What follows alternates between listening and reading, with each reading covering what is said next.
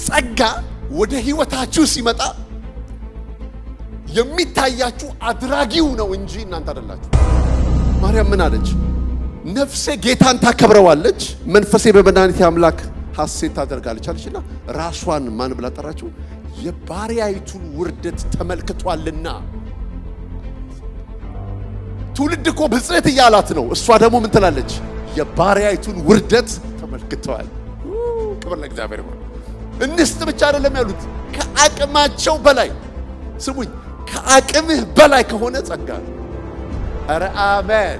የሚያገለግለው ካህን ወይንም ለእረኛው የሚሞተው በጉ ነው።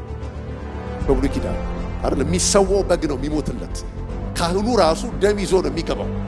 በአዲስ ኪዳን ግን በጸጋ ዘመን ግን እረኛው ለበጉ ይሞታል። ኧረ አሜን።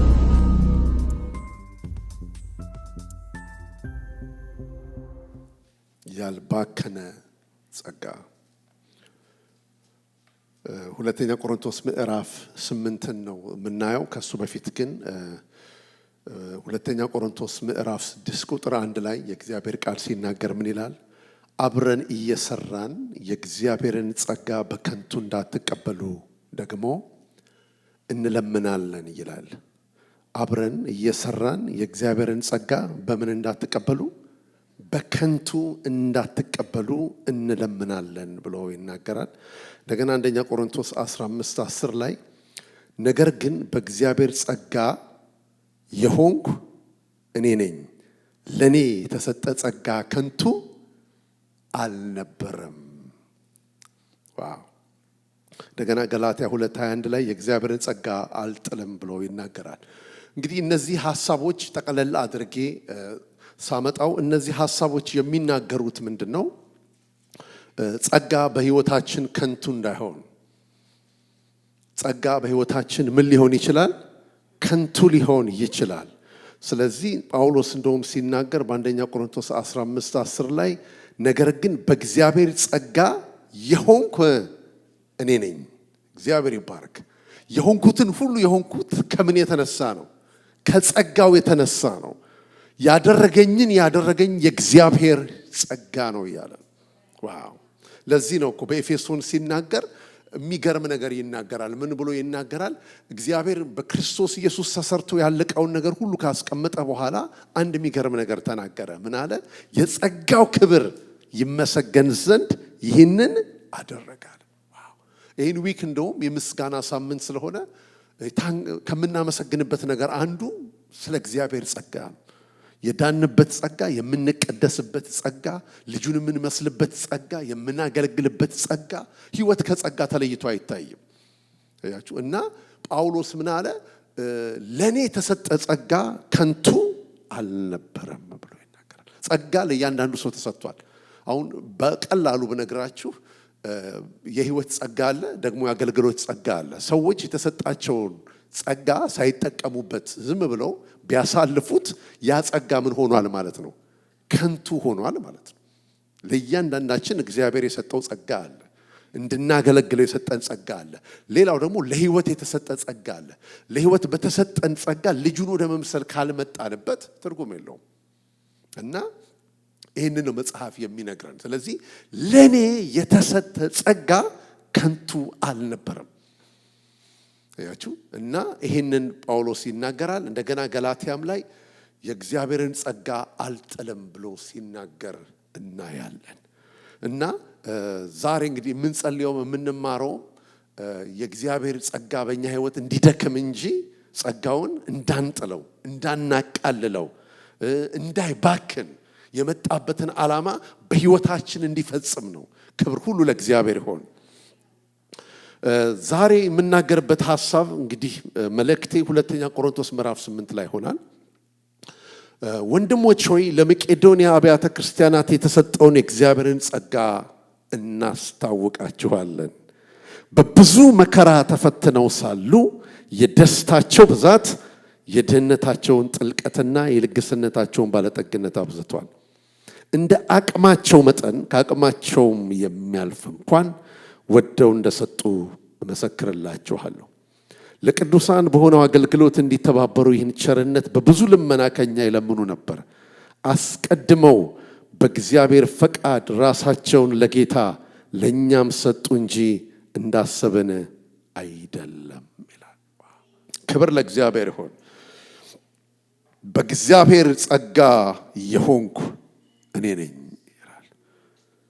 ለእኔ የተሰጠ ጸጋ ከንቱ አልነበረም። ስለ ራሱ የሚያወራው ነገር የለውም ጳውሎስ። እግዚአብሔር በሱ ግን አድርጎ ስለሰራው ነገር ይናገራል።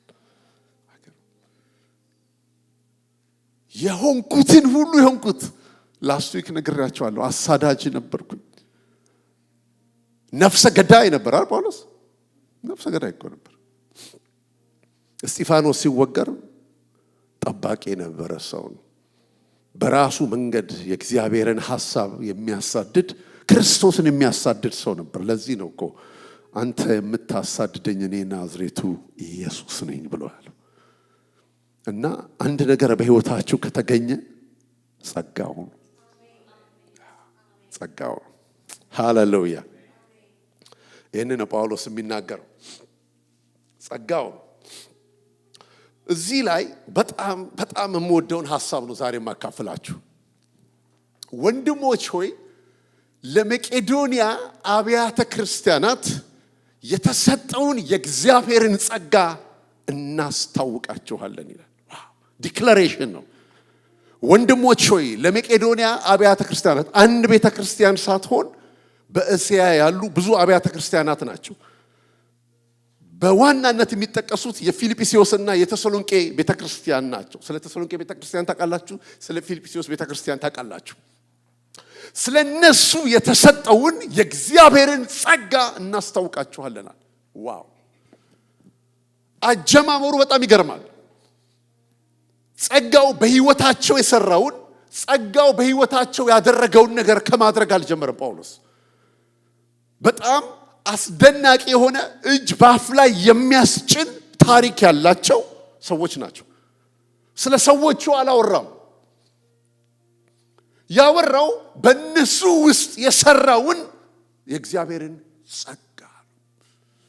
ለመቄዶንያ አብያተ ክርስቲያናት የተሰጠውን የእግዚአብሔርን ጸጋ እናስታውቃችኋለን። በዲክላሬሽን የጀመረው የመልእክቱ እምብርት፣ የመልእክቱ መካከለኛ እግዚአብሔር ጸጋ። ሃሌሉያ! እናስታውቃችኋለን ለመቄዶንያ አብያተ ክርስቲያናት የተሰጠውን የእግዚአብሔርን ጸጋ።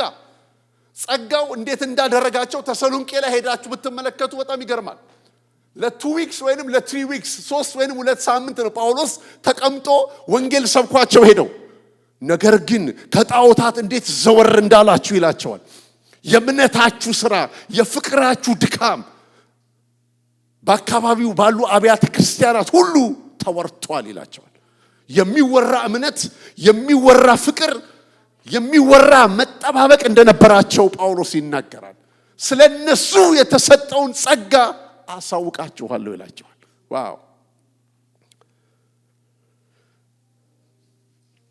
የሚገርም ነው።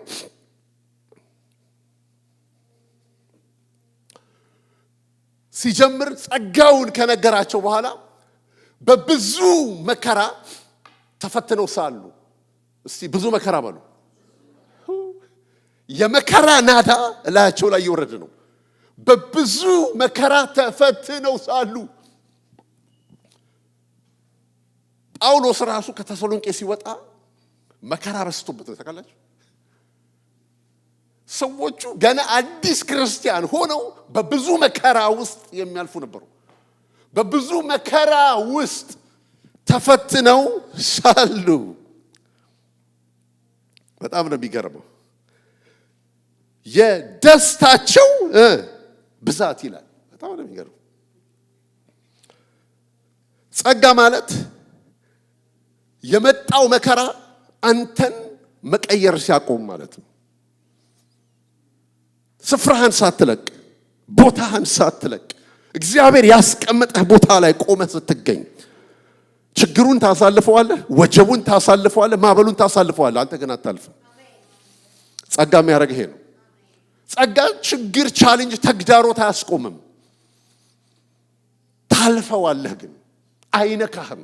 እንደነገርኳችሁ ነው። በእሳት ውስጥ ባለፍክ ጊዜ ይላል ነበልባሉ አይፈጅህም ብሎ ነው። ለዚህ ነው የእሳትን ኃይል አጠፉ የተባለላቸው። ለዚህ ነው በእሳት ውስጥ አልፈዋል፣ ነበልባሉ ግን አልፈጃቸው። this is grace። ስለዚህ በብዙ መከራ ተፈትነው ሳሉ የደስታቸው ብዛት ይላል። አገር ሰዎቹ ምን ውስጥ ነው ያሉት? መከራ ውስጥ ነው ያሉት። ግን ይሄ ተራ ደስታ ሳይሆን ጆይ ነው ውስጣቸው ያለው። የሚፍለቀለቅ ደስታ ውስጣቸው አለ አለ። ይሄ እንዴት ሊሆን ይችላል? ሰው በብዙ መከራ ውስጥ እያለፈ ያዝናል፣ ያለቅሳል። ከችግሩ ጋር ነው የሚኖረው። ሰው ከእግዚአብሔር ጋር ነው የሚጣለው። የኔን ጉዳይ እስከ መቼ ነው የማትመለከተው? መቼ ነው የምጎበኘው? ሲከራከር ዘመኑ ያልፋል። እነዚህ ሰዎች ክርክር ውስጥ የሉም። በብዙ መከራ ተፈትነው ሳሉ ይልና የደስታቸው ብዛት። አረ አሜን። አሁን ጳውሎስ በሰዎቹ እየተገረመ አይደለም። ሰዎቹን እያደናነቀ አይደለም። ሲጀምር ነግሮናል። ለመቄዶንያ አብያተ ክርስቲያናት የተሰጠውን የእግዚአብሔርን ጸጋ እናስታውቃችኋለን። ይህንን የሰራው የእግዚአብሔር ጸጋ ያለው። አረ አሜን። ሰው በጸጋ ውስጥ ካልሆነ በስተቀር ይህንን ህይወት መግለጥ አይችልም። በዚህ ህይወት ስርዓት መመላለስ አይችልም። ይህንን ያደረገው የእግዚአብሔር ጸጋ ነው። በብዙ መከራ ተፈትነው ሳሉ ደስተኞች ናቸው ይላል። ስሙ፣ ደስታቸው ከሁኔታቸው ጋር ከህይወት ስርዓታቸው ጋር የተገናኘ አይደለም። የነሱ ደስታ ጌታ ነው። ፊልጵስዩስ ላይ እንደተጻፈው ሁልጊዜ በጌታ ይህንን የተናገረው እስረኛ ነው። እጆቹና እግሮቹ ላይ ሰንሰለት የተቀመጠበት የሮም እስረኛ ጳውሎስ የደስታቸው ብዛት ይላል። ገርማል። ደስተኞች እንደነበሩ ይነግረናል። ከሁኔታና ከተግዳሮቻቸው የእግዚአብሔር ጸጋ አሳልፏቸዋል። ከሁኔታና ከተግዳሮቶቻቸው የእግዚአብሔር ጸጋ ምን ብሏቸዋል? አሳልፏቸዋል። ችግሩ አለ፣ እነሱ በደስታ ነው የሚኖሩት። ከባድ ሁኔታ ውስጥ እያለፉ ነው፣ እነሱ ግን የሚኖሩት በምንድን ነው? በደስታ ውስጥ ነው ብሎ ጳውሎስ ይነግረናል። ይሄ ብቻ ሳይሆን የድህነታቸው ጥልቀት፣ ድህነት ብቻ አይደለም የሚለው ዲፕ ፖቨርቲ ውስጥ ነው ያሉት። ካን ዩ ኢማጂን? የድህነታቸው ጥልቀት የመጨረሻ ከድህነት ወለል በታች ነው የሚኖሩት። ይሄ ድህነት የሚባል አለ አይደል? ሌቭል አለው። ከሱ ደግሞ በታች የድህነት ጥልቀት ውስጥ ያሉ ሰዎች ናቸው። ይሄን ጳውሎስ የሚነግረን ጥልቀት አለው ድህነቱ፣ ተራ ድህነት አይደለም። ምንም የላቸውም። ዲፕ ፖቨርቲ ውስጥ የሚኖሩ ሰዎች ናቸው። ስለነዚህ ሰዎች ደግሞ ሲናገር የልግስነታቸውን ባለጠግነት አብዝቷል ይላል። አረ አሜን። ይሄ ተረት የሚወራ እኮ ነው የሚመስለው። ይሄ እኮ የእግዚአብሔር ጸጋ በአማኞች ውስጥ ያደረገው ነው። የድህነታቸው ጥልቀት የልግስነታቸውን ባለጠግነት አብዝቷል ይላል። ስሙኝ፣ ከግራቪቲ ህግ ውጪ የሚያኖራችሁ የእግዚአብሔር ጸጋ ነው። ሃሌሉያ።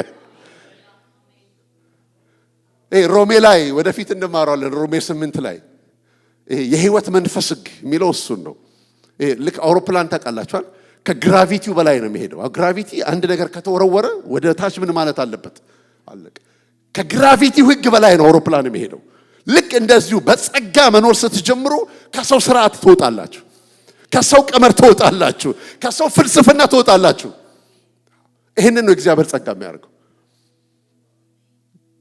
ዲፕ የሆነ ፖቨርቲ ውስጥ ነው ያሉት፣ ጥልቀት ውስጥ ነው ያሉት። እዚህ ጋር ደግሞ የልግስነታቸውን ባለጠግነት አብዝቷል ይላል ጳውሎስ።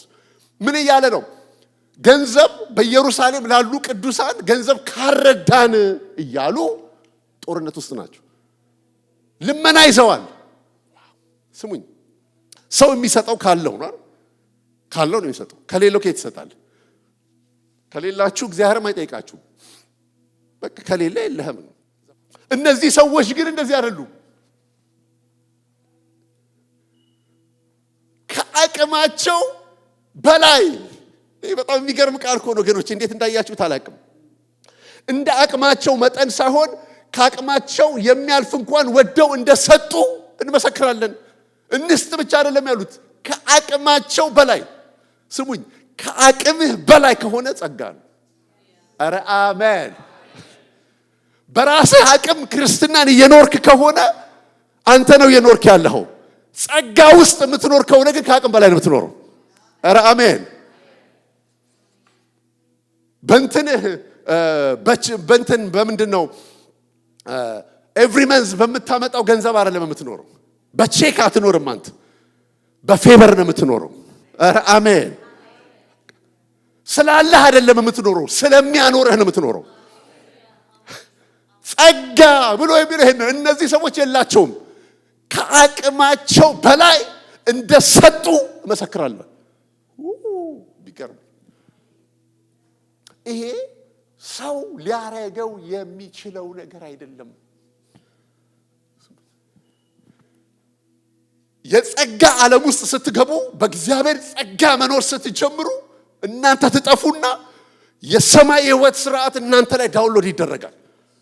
ከዛ በኋላ የምትኖሩት ኑሮ ሁሉ በሰው ስርዓትና ቀመር መሆን ያቆማል። ትንግርት ነው፣ ለሚያያችሁ ሁሉ ትንግርት ነው። እንዴት ነው የሚኖረው ነው የሚባለው። እንዴት ነው ይሄ ሰው የሚኖረው? በእግዚአብሔር ጸጋ። ለዚህ ነው ጳውሎስ የሆንኩትን ሁሉ የሆንኩት ከጸጋው የተነሳ። His grace አስገራሚ። ታስታውሷታላችሁ ዮሐንስ ወንጌል ምዕራፍ 12 ቁጥር 44 ላይ ያለች ሴት። ይህን ሐሳብ ተናግሬች ሴትዮ ሳልጠቅስ ባልፍ በደለኛ ሆናለሁ። ሉቃስ 12:44 በአዲሱ ትርጉም ምን ይላል? ሁሉ ከትርፋቸው ጥለዋልና ይህች ግን ከጉድለቷ አንድ የነበራትን ሁለት ትዳሯን ሁሉ ጣለች ይላል። ሶስት ነገር። አንድ ከጉድለቷ። ጸጋ ማለት ይሄ ነው። ይኸውላችሁ ለእግዚአብሔር ቤት አስራት ስትሰጡ፣ መባ ብትሰጡ፣ መንፈሳዊ መረዳት ያለባቸውን ሰዎች ብትረዱ፣ የምታደርጉትን ነገር ሁሉ ስታደርጉ ሰማይ ሲያይ ከምኑ ነው ያካፈለው ነው የሚጠይቀው። እቺ ሴትዬ እኮ መባ አይደለም የሰጠችው፣ መባ ውስጥ ነው የገባችው ራሱ። ክብር ለኢየሱስ ይሁን። ይኸውላችሁ እግዚአብሔር የሚነካው ነገር ምን እንደሆነ ታውቃላችሁ? የሚነካው ነገር የምናረገው ነገር አይደለም፣ የምናደርግበት ልብና መንፈስ ነው። ይሄ ሰው ጸጋ ካልበዛለት የሚያደርገው ነገር አይደለም። ግሬስ። ለዚህ ነው ጳውሎስ ለመቄዶንያ አብያተ ክርስቲያናት እዚህ ላይ ቆዩልኝ፣ የተሰጠውን የእግዚአብሔርን ጸጋ እናስታውቃቸዋለን። በዲክላሬሽን የጀመረው ይህንን ህይወት ማድረግ የሚችል ጸጋ። ዓለምማ ሴቭ አድርግ ነው የምትለህ፣ ሰብስብ ነው። ባለጠጋ መሆን ትፈልግ ከሆነ ሰብስብ ነው። ራስህን ደግሞ አሁን ራስ እግዚአብሔር መንግስቱ ራስን ካድ ነው የሚልህ አይደል? ዓለም ውስጥ ስትመጣ ደግሞ ራስን ጠብቅ ነው የሚልህ። ፕሪንሲፕሉ የተለያየ ነው። የሁለት ዓለም ስርዓት አስታርቀን መኖር አንችልም። ለዚህ ነው ኢየሱስ ከምድር ናቸው እንጂ በምድር ናቸው እንጂ ከምድር አይደሉም ያለው። ከምድር አይደለንም፣ በምድር ነን እንጂ። አገራችን በሰማይ ነው የሚለው ጳውሎስ። ምንድነው? የሰማይ ስርዓት ነው ህይወቴን የሚገዛው፣ ሌላ ነገር አይደለም። ምድር ላይ ስመላለስ ህይወቴን ሊገዛው። ለዚህ እኮ ነው ከአባቴ የሰማሁትን አደርጋለሁ ያለ የሚናገረው። በምድር ቀመር፣ በምድር ስርዓት ልጁን ገልጠን መኖር አንችልም። ልጁን በምድር እንግለጥ ብለን ካልን ስሙኛ ነገር ተወርውረን የጸጋው ዙፋን ስር መምጣት አለብን። ጸጋ የሚባል ነገር አለ። ዶክትሪን አይደለም ጸጋ። ጸጋ የአንድ አማኝ የህይወት ስርዓቱ ነው። መንፈሳዊ አቅሙ ነው። መንፈሳዊ ጉልበቱ ነው። የሚፈታበት ነው። የሚለቀቅበት ነው። እግዚአብሔር ወዳየለት ነገር የሚገባበት ነው እግዚአብሔር ጸጋ። ስለዚህ እቺ ሴት ጉድለቷን የነበራትን ትዳሯን ይላል ምን ቀራት? ተጠቅልላ ገብታለች። ተች ያደረገው ጌታ ያደረገችውን ነገር ያደረገችው ሳክሪፊሻሊ ነው አለች። በመሰጠት ነው። ይሄን ካለ በኋላ ጸጋው ሁለተኛ ያደረጋቸው ሶስተኛ ያደረጋቸው ደግሞ ምንድነው? በብዙ መከራ ተፈትነው ሳሉ ይላል የደስታቸው ብዛት ይላል አይደል? የድህነታቸው ባለጠግነት ድህነታቸው ጥልቀት የልግስነታቸውን ባለጠግነት አብዝቷል አለ። ሶስተኛ ደግሞ መጣና አስቀድመው አለ በእግዚአብሔር ፈቃድ ራሳቸውን ለጌታ ደግሞም ለኛ ሰጡ። ኧረ አሜን።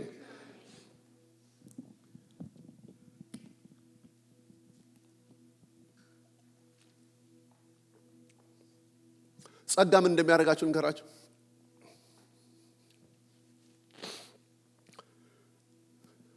አጥቦ እኔነት ያወጣላችኋል። ለራሳችሁ መኖር ታቆማላችሁ። ክሬዚ ነው የምትሆኑት። ጳውሎስ እኮ ጸጋው አግኝቶት እኮ ነው ጨርቄን አላለ፣ ማቄን አላለ፣ አገልግሎቴን አላለ፣ ክብሬን አላለ፣ ሁሉን ስለ እርሱ ተውኩታል። ጸጋ የሚያደርጋችሁ ይሄ ነው። ሙሉ ለሙሉ ለክርስቶስ የተሸጠ ማንነት እንዲኖራችሁ ያደርጋችኋል ጸጋ። ጳውሎስ የመቄዶንያ አብያተ ክርስቲያናትን ሲናገር በጌታ ፈቃድ ራሳቸውን ለጌታ ሰጡ ይላል። ራሳቸው ለጌታ የተሰጡ ናቸው። ዘመናቸው ለጌታ የተሰጠ ነው። ህይወታቸው ለጌታ የተሰጠ ነው። ሮሜ 12:2 ላይ ምንድነው የሚለው? የሚገርም ቃል ይናገራል። ከ1 እስከ 2 ላይ እንግዲህ ወንድሞች ሆይ ሰውነታችሁን ቅዱስ ሕያው ደስ የሚያሰኝ መስዋዕት አድርጋችሁ ለእግዚአብሔር ታቀርቡ ዘንድ በእግዚአብሔር ርኅራኄ ለምናችኋለሁ። ራሳቸውን ለእግዚአብሔር ያቀረቡ ናቸው። ራስን መስጠት ማለት በየጊዜው አይምሮን ማደስ፣ ሰውነትን ቅዱስ ደስ የሚያሰኝ መስዋዕት አድርጎ ለእግዚአብሔር ማቅረብ።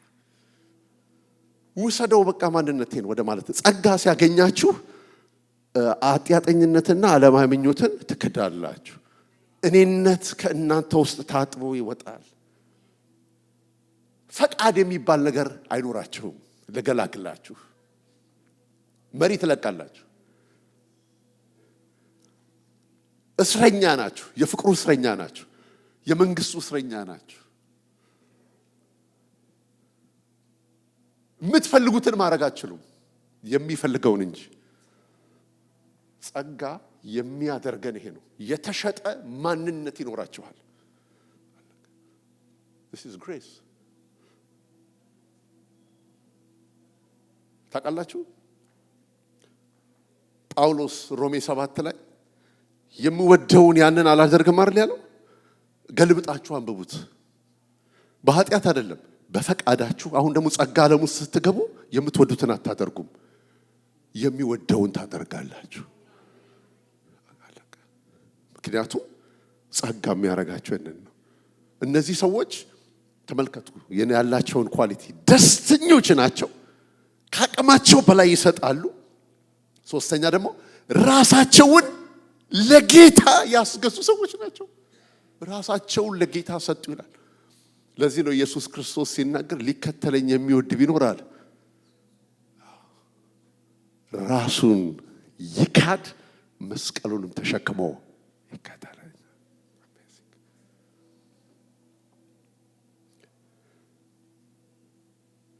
ራሳቸውን ብቻ ሳይሆን ራሳቸው ለጌታ ደግሞ ለማ ለኛም ሰጡ ይላል። ዋው! እነዚህ ሰዎች እርግጠኛ ነኝ ምን እንስራ፣ ምን እናገልግል፣ ምን እናድርግ፣ ምን እንሁንልህ የሚሉ ናቸው ለጌታ። ሰማችሁ? እንደዚህ ናቸው።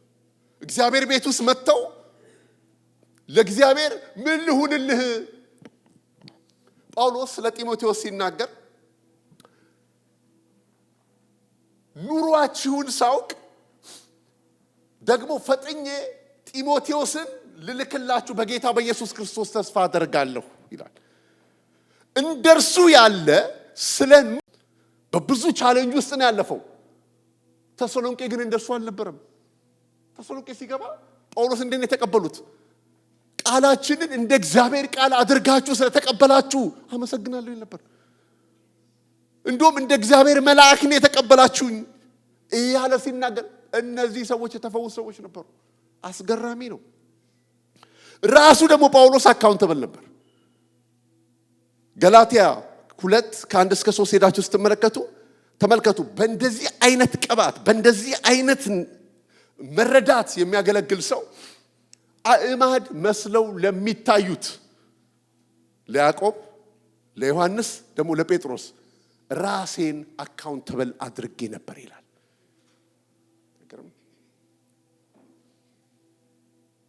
አካውንተብል አድርጌ ነበር ሲል ትመለከታላችሁ። ስለዚህ እነዚህ ሰዎች ራሳቸውን ለጌታ ደግሞ ለኛ ምን አደረጉ? አንዲት ሴት ላሳያችሁ። ሉቃስ ወንጌል ምዕራፍ 1 ላይ ሄዱ።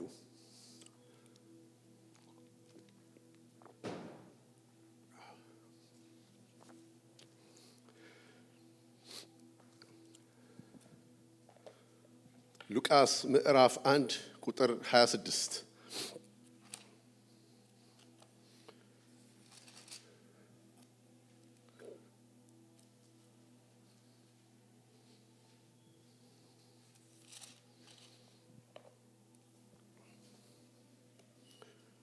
በስድስተኛው ወር መልአኩ ገብርኤል ናዝሬት ወደምትባል ወደ ገሊላ ከተማ ከዳዊት ወገን ለታጨች ዮሴፍ ለሚባል ሰው ወደ ታጨች ወደ አንዲት ድንግል መጣ።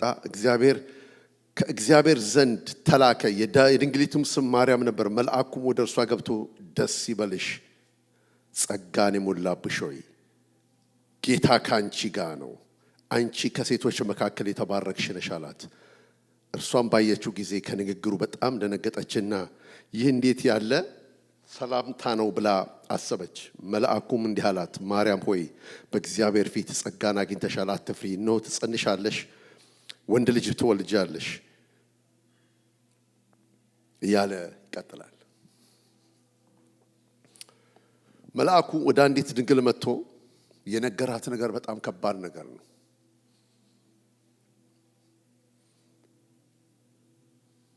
ከባድ ነገር ነው ያወራት።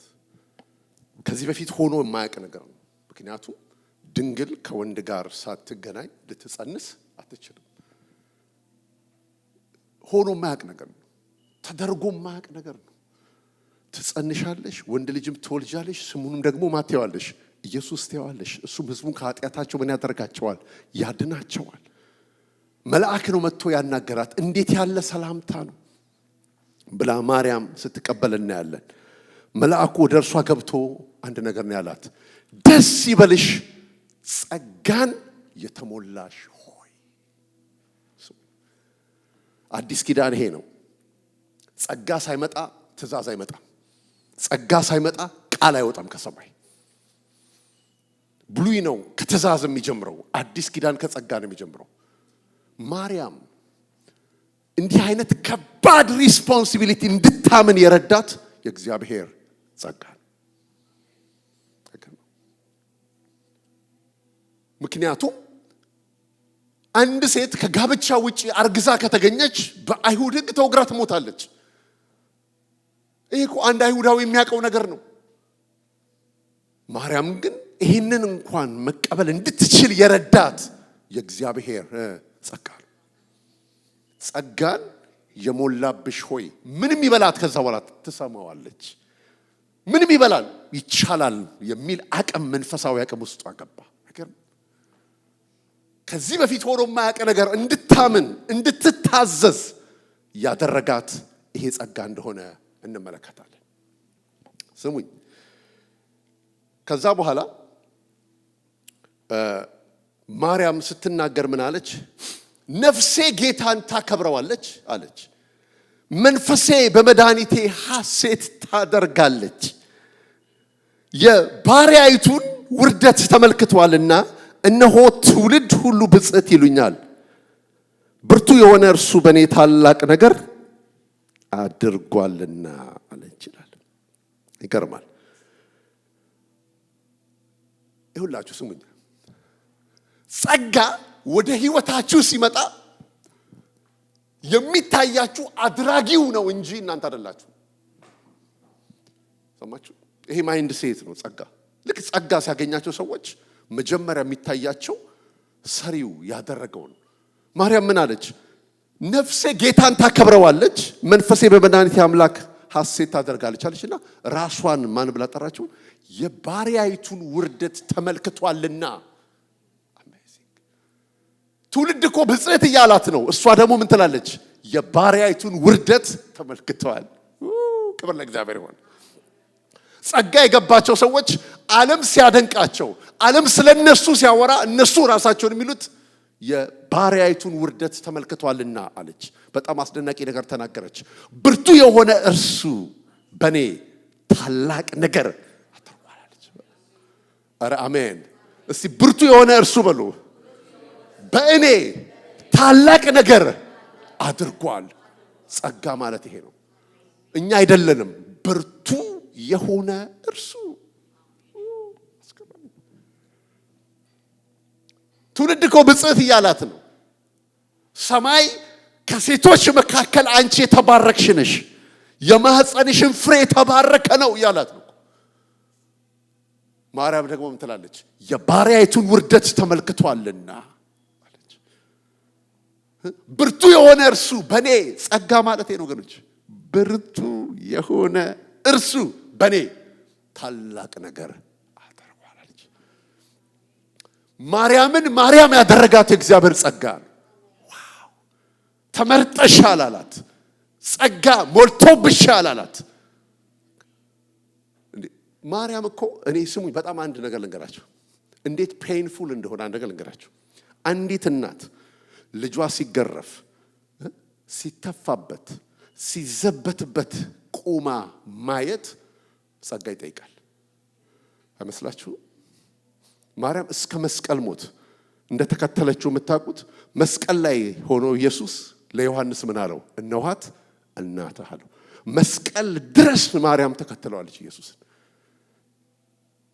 እና ዝም ብላችሁ ስትመለከቷት ገና ሕፃን ሆኖ ስለሱ ስምዖን ትንቢት በተናገረ ጊዜ ሕፃኑን እንደዚያ አቅፎ ይሄ ለብዙዎች ለመውደቃቸውና ለመነሳታቸው ምክንያት ነው፣ ለእስራኤልም ክብር ነው ብሎ ካለ በኋላ በነፍስሽ ውስጥ ሰይፍ ያልፋል አላት። ስደት ውስጥ ገብታለች ማርያም፣ በብዙ መከራ አልፋለች። መጽሐፍ ግን ሲናገር ምን ይላል? በልቧ ትጠብቀው ነበር። ይህን ኳሊቲ ከየት አመጣችው? መጀመሪያ የገባባት እግዚአብሔር ጸጋ ነው። ጸጋው መከራ አልፋለች፣ ተግዳሮት አልፋለች። መጨረሻ ታሪኳ የሚዘጋው ሐዋርያት ሥራ ላይ ከደቀ መዛሙርቱ ጋር መንፈስ ቅዱስ ከተሞሉት አብረው ሲተጉ ከነበሩት ሴቶች መካከል አንዷ ማርያም እንደነበረች መጽሐፍ ይነግረናል። ብርቱ የሆነ እርሱ ራሳችንን እንዴት እንደምናይ አላውቅም።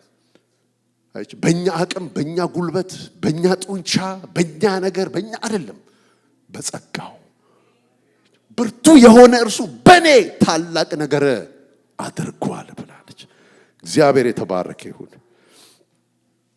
እንግዲህ ይሄን ካለን ስሙኝ፣ ጸጋ እቺን ተናግሬ ወደ መዝጊያው እመጣለሁ። ጸጋ ምን መሰላችሁ? የተቀበልነው ነው፣ የምንኖርበት ነው፣ ደግሞ የምንቀበለው ነው።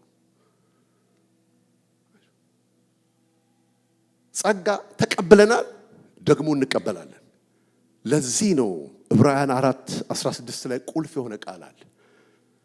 እንግዲህ ምሕረት እንድንቀበል በሚያስፈልገንም ጊዜ የሚረዳንን ጸጋ እንድናገኝ ወደ ጸጋው ዙፋን በእምነት እንቅረብ።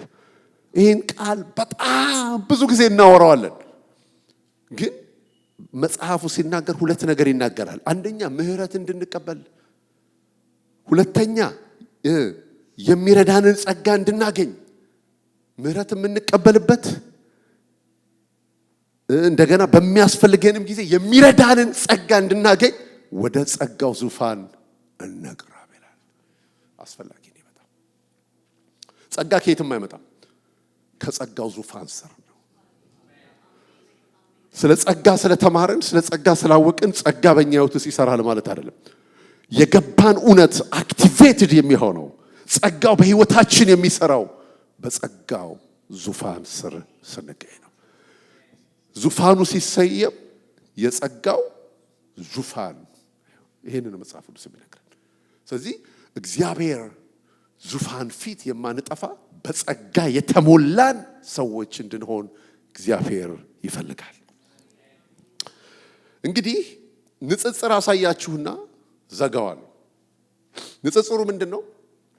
ሕግና ጸጋን የመጨረሻው ሐሳብ ስለሆነ እስካሁን ያየናቸውን ነገሮች አንዳንድ ዋና ዋና የሚባሉትን ነገሮች በንጽጽር አሳያችሁና ዘጋለሁ።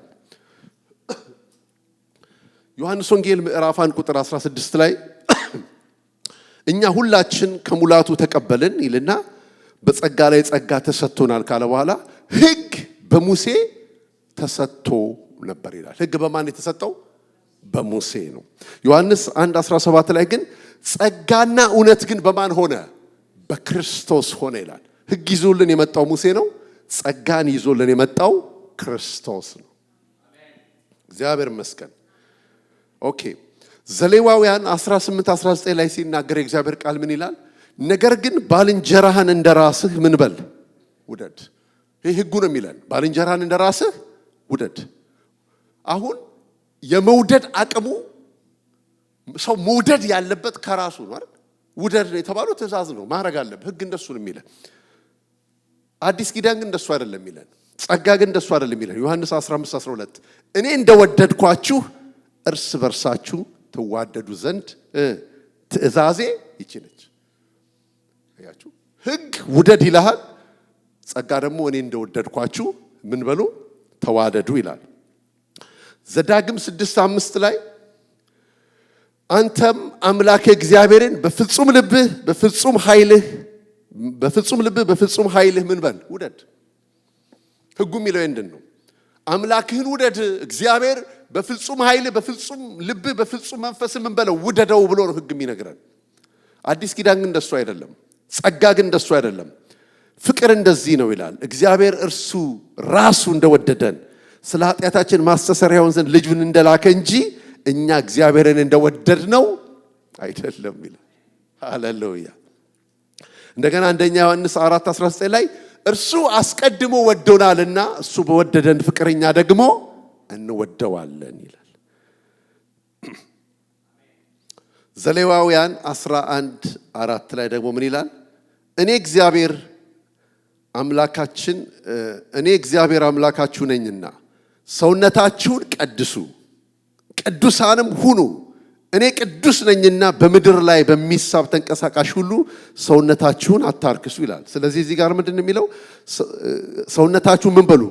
ቀድሱ፣ ቅዱሳንም ሁኑ። ለምን? እኔ ቅዱስ ነኝና ይላል። ኦኬ። አንደኛ ቆሮንቶስ 1:30 ላይ ግን ሲናገር ነገር ግን የሚመካ በእግዚአብሔር መካ ተብሎ እንደተጻፈ ከእግዚአብሔር ዘንድ ጥበብ፣ ጽድቅ፣ ቅድስና በተደረገልን በክርስቶስ ኢየሱስ የሆናችሁት ከእርሱ ነው ይላል። ኧረ አሜን። ኦኬ።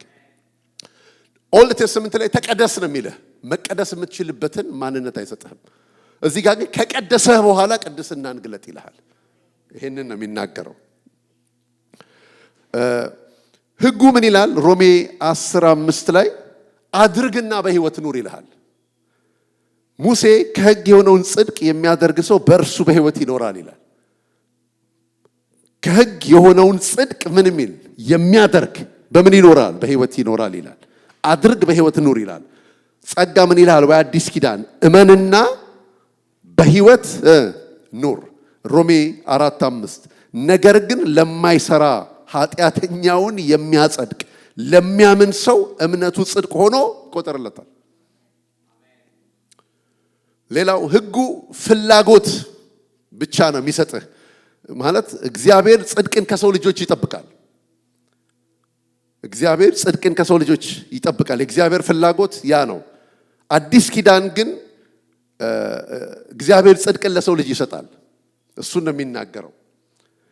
በተለይ ሮሜ 5 ላይ ሲናገር የጽድቅን ስጦታና የጸጋን ስጦታ ብዛት የሚቀበሉ ይላል። ጽድቅን በስጦታ የሚቀበሉ፣ ጸጋን በስጦታ የሚቀበሉ በአንዱ በኢየሱስ ክርስቶስ አማካኝነት በሕይወት ይነግሳሉ ይላል። ጽድቅ ስጦታ ነው፣ ጸጋም ስጦታ ነው። እርን የምናደርገው የምናመጣው ሳይሆን ጽድቅን ከክርስቶስ ያገኘነው ነው። እንደገና ኤፌሶን 2:8ም ሲናገር አይደል እሱን ነው የሚናገረው። ኤፌሶን ምዕራፍ 2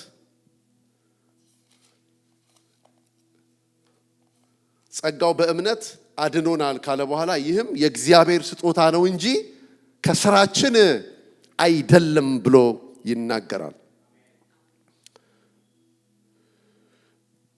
ሐዋርያት ሥራ 13:39 ላይ እንግዲህ ወንድሞች ሆይ የኃጢአት ይቅርታ የሚገኘው በኢየሱስ ክርስቶስ መሆኑ እንደተሰበከላችሁ ወቁ። በእርሱ የሚያምን ሁሉ በሙሴ ሕግ በኩል ማግኘት ያልተቻለውን ጽድቅ ያገኛል ይላል። አያችሁ ምን ማለት ነው? በዚህኛው ኮንቴክስት ስንሄድ ሕጉ ይኮንናል፣ አማኞችን ሕጉ ይኮንናል። በሙሴ ሕግ በኩል ማግኘት አልተቻለም፣ ሕጉ ይኮንን ስለነበረ።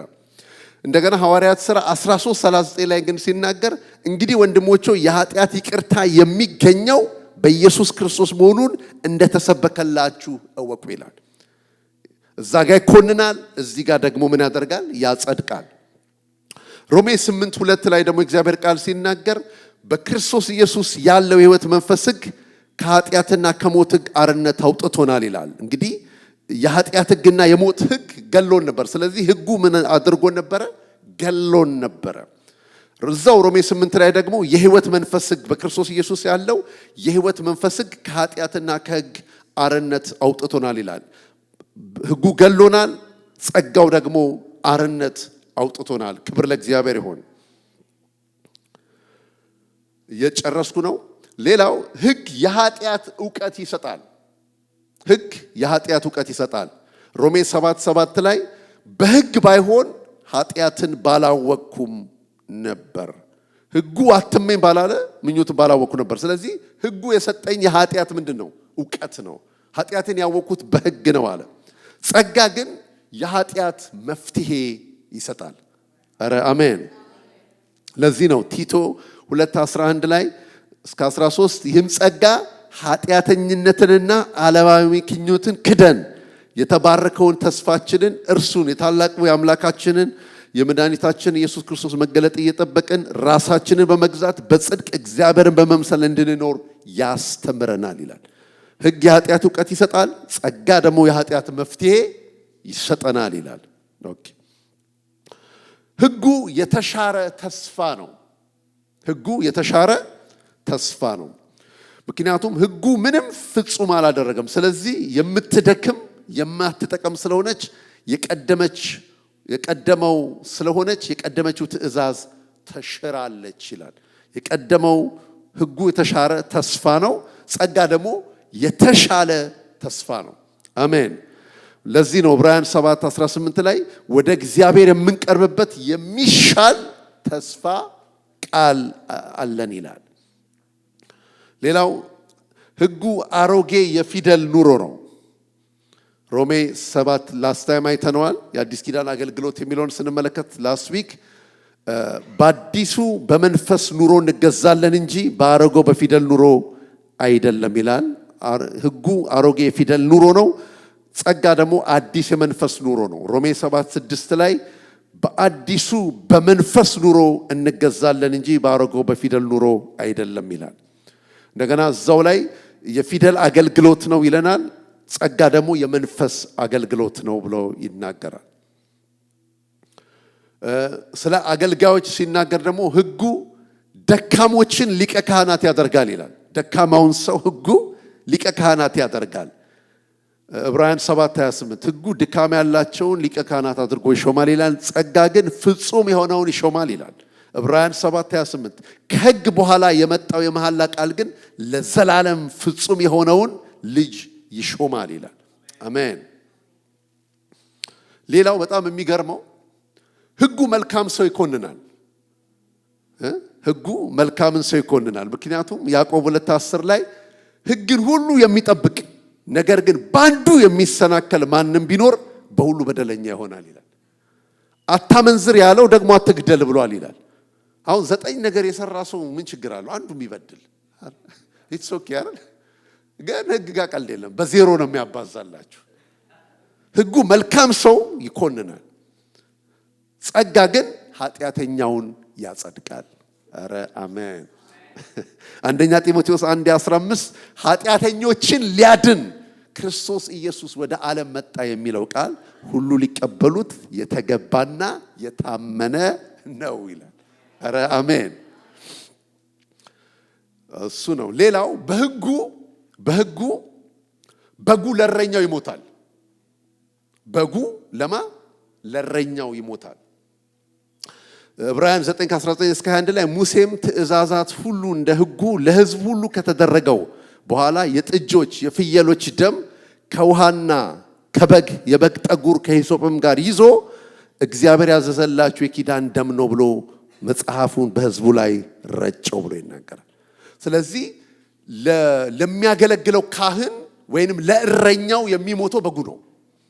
በብሉይ ኪዳን አይደል? የሚሰዋው በግ ነው የሚሞትለት። ካህኑ ራሱ ደም ይዞ ነው የሚገባው። በአዲስ ኪዳን ግን በጸጋ ዘመን ግን እረኛው ለበጉ ይሞታል። ኧረ አሜን፣ ሃሌሉያ። ለዚህ ነው ኢየሱስ ስለ ብዙዎች ለኃጢአት ይቅርታ የሚፈስ የአዲስ ኪዳን ደሜ ነው ብሎ የተናገረው። በዛኛው በጉ ለእረኛው ይሞትለታል፣ በአዲስ ኪዳን ደግሞ እረኛው ለበጉ ይሞትለታል። ክብር ለኢየሱስ ይሁን። እንግዲህ ይሄን ካልን በዚህ እንጠቀልለዋለን። ንጽጽሮችን አይተናል። እንደገናም ደግሞ ጸጋው እንዳይባክን እግዚአብሔር መክሮናል። ያልባከነ ጸጋ በሚል ሐሳብ የእግዚአብሔርን ነገር ተመልክተናል።